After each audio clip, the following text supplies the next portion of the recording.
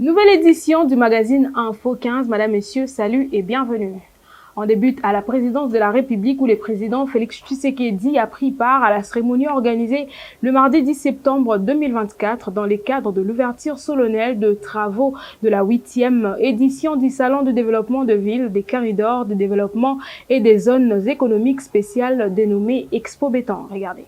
Au cours d'une cérémonie organisée le mardi dans la salle de congrès du centre financier de Kinshasa, le président Félix Antoine Tshisekedi Tshilombo a procédé à l'ouverture solennelle de travaux de la 8e édition du Salon de développement des villes, des corridors de développement et des zones économiques spéciales dénommées Expo Béton. Prévu sur des sites cette année, Kinshasa puis Matadi, Expo Béton 2024 se veut au lieu de réflexion collective sur le thème Révolution urbaine de solutions durables du corridor ouest pour Kinshasa et Congo central. Dans son speech, le chef de l'État a fait savoir que Expo Béton 2024 est un événement d'importance stratégique en ce qu'il aborde des défis majeurs auxquels sont confrontés les centres urbains et particulièrement la ville de Kinshasa du fait d'une croissance rapide de la population. Le président Félix Tshisekedi a affirmé que le gouvernement s'est engagé à apporter des réponses structurelles sur cette épineuse question. Le chef de l'État est revenu sur la réalisation de son ambitieux programme de développement à la base de PDLC 145 territoires, considéré comme une des solutions de l'amélioration des qualités de la vie dans les milieux urbains. S'exprimant devant les chefs de l'État ainsi que de nombreux décideurs et entrepreneurs, le sénateur Jean Bamanissa, promoteur de Expo Béton, a sollicité l'accompagnement de pouvoirs publics dans les investissements privés en milieu urbain.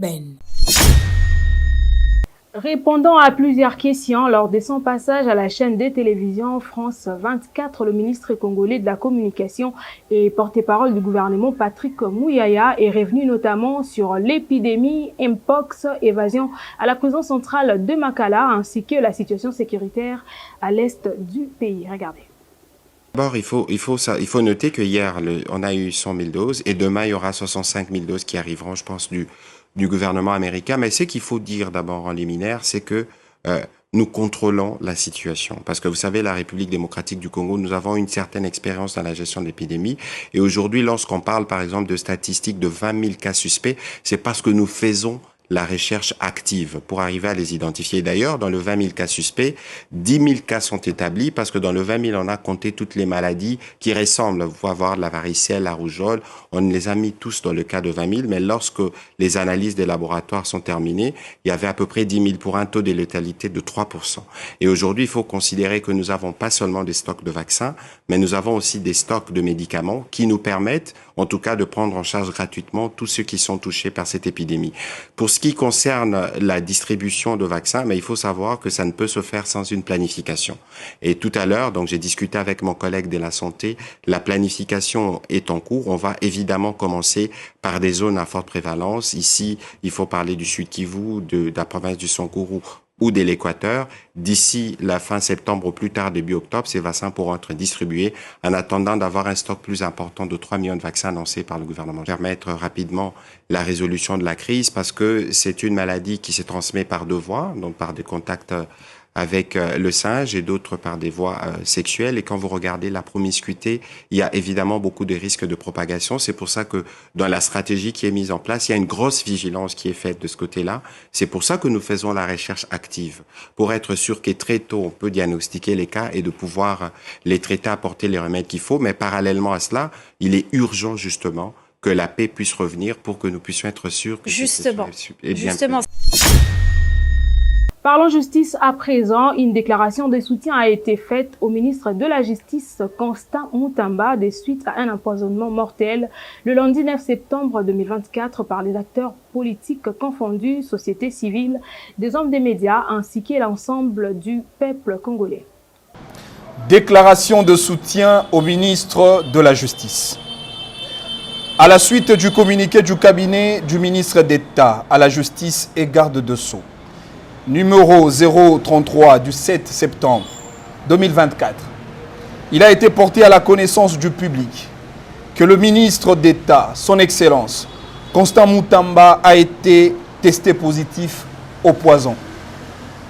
Comme vous le savez, Depuis sa nomination à la tête du ministère de la Justice, Constant Mutamba s'est engagé résolument à administrer une thérapie de choc à une justice qualifiée de malade par le chef de l'État lui-même, en initiant des réformes et actions concrètes dans son secteur, notamment la bancarisation de recettes générées par le ministère de la Justice, les désengorgements de prisons à travers le pays, les arrestations de détourneurs de deniers publics de l'État, l'interdiction de déguerpissement sur réquisition d'informations des magistrats du parquet et tant d'autres. Par cette thérapie, son Excellence, Monsieur le Ministre, devient donc la cible pour ses détracteurs et l'homme à abattre pour les réseaux mafieux, allant jusqu'à atteindre son intégrité physique par un empoisonnement mortel.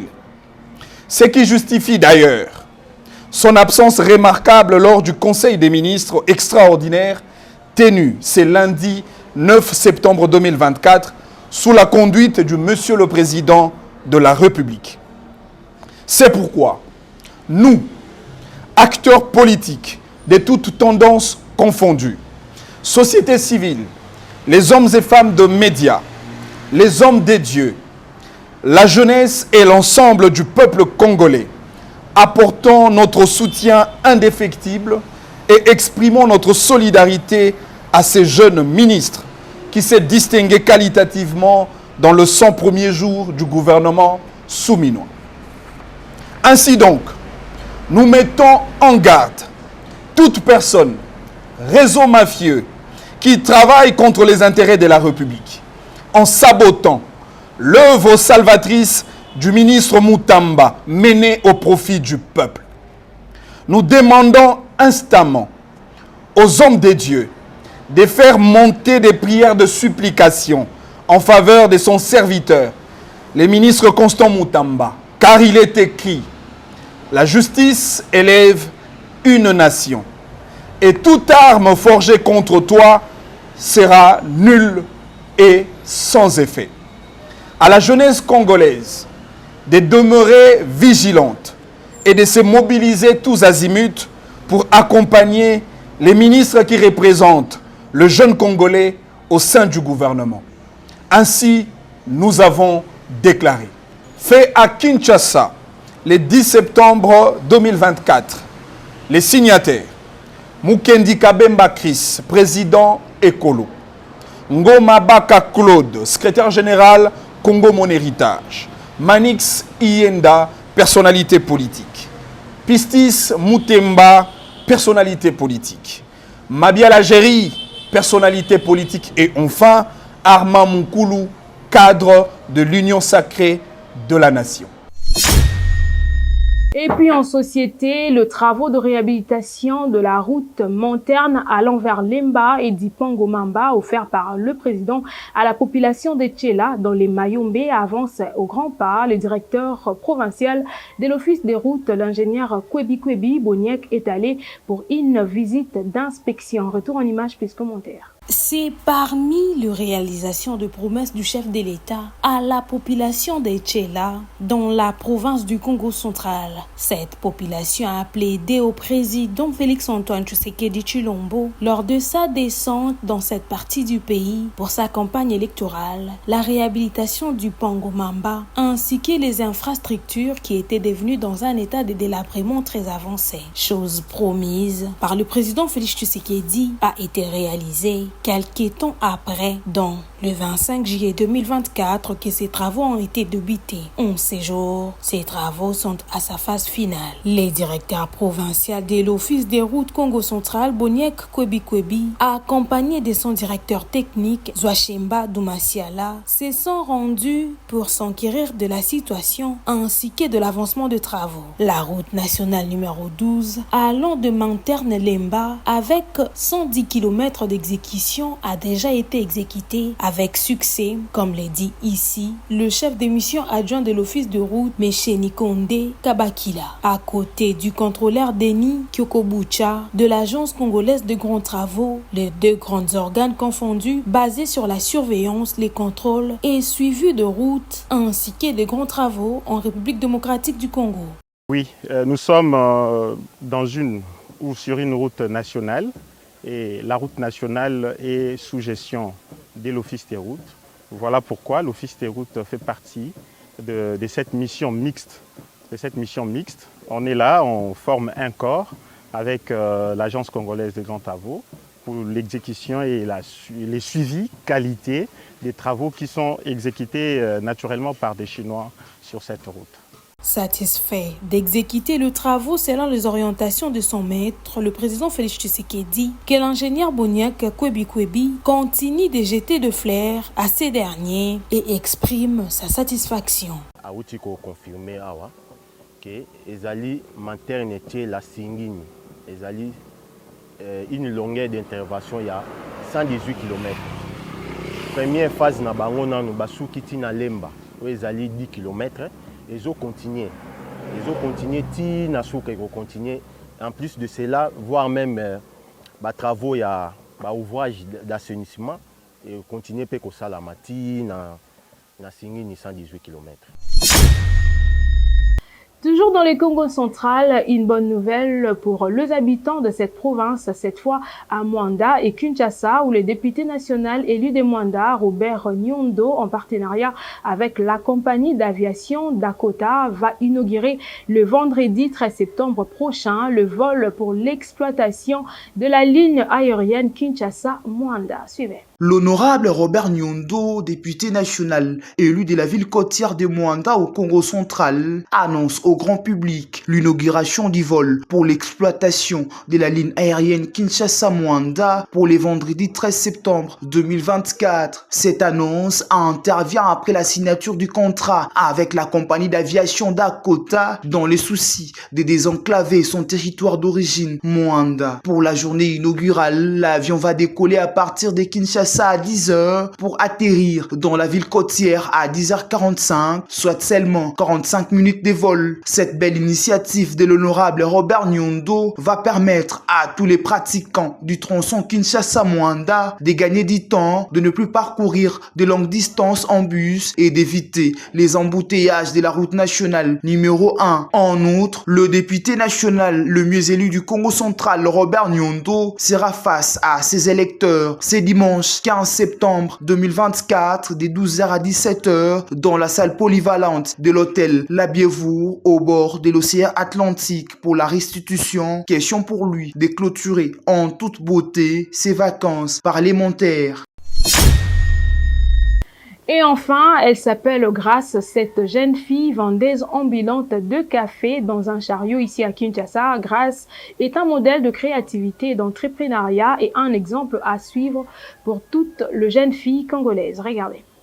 Elle est devenue la mère nourricière pour les déjeuners des Quinois et Quinois. Cette jeune fille au nom de Grâce est vendeuse des cafés dans un chariot dans les rues de Kinshasa, capitale de RDC. Finaliste dans une université de la place, brave et courageuse, Grâce a banni l'orgueil des jeunes filles et a choisi ses petits commerces pour se prendre en charge. Grâce se réveille chaque matin et parcourt les différentes avenues du quartier Kimbangu dans la commune de Kalamou. Avec ses thermos, gobelets à usage unique, Grâce sert son café à ses différents clients à la grande satisfaction de ces derniers. Mon nom, c'est Madame Grâce. J'avais réfléchi depuis un certain temps. Je me suis dit, il n'y a pas de saut métier. Que tu sois homme ou femme, tu peux le faire sans crainte. L'essentiel est de gagner l'argent et surtout son pain quotidien. Je demande aux autres d'arrêter de voler ou de vous prostituer. Chercher l'argent, c'est bien. Arrêtez d'être koulouna. Même si tu vends de l'eau ou les cafés comme moi, ne compte jamais sur la poche de l'autre. C'est très mal. Pour toutes les jeunes filles qui n'espèrent qu'à la poche de l'homme, Grâce est une source d'inspiration, un modèle à suivre dans l'entrepreneuriat et dans l'autonomie de la femme. Place à la vidéo du jour, madame, messieurs, pour boucler la boucle. Quand dit-on que deux droites sont parallèles? Oui, toi, Jérôme. Monsieur, quand on voit là, on sait.